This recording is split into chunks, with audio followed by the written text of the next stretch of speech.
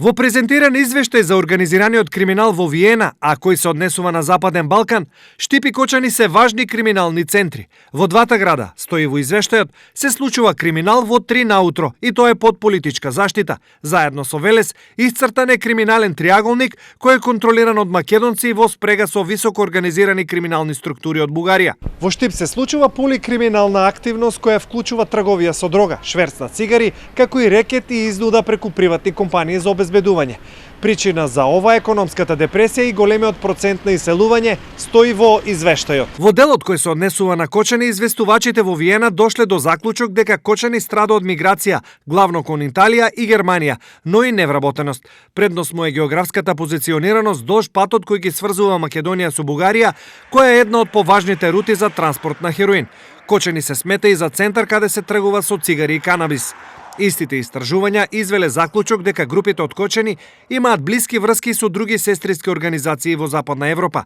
Нивната слобода до пред неколку години преминала во дрскост, па криминалните босови формирале агенција за обезбедување, која воспоставила такса за спокојство која чинела од 30 до 50 евра месечно.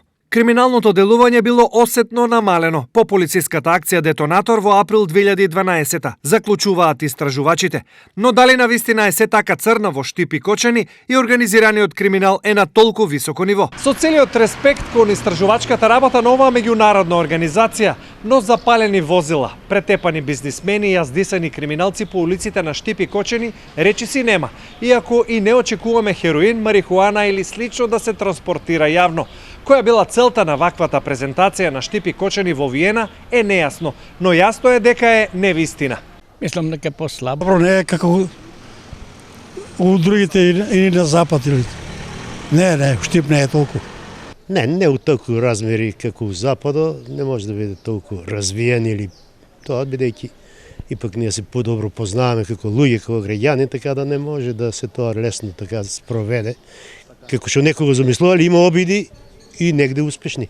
Не би знаел да ви кажам. Од каде да знам? Мислам да не.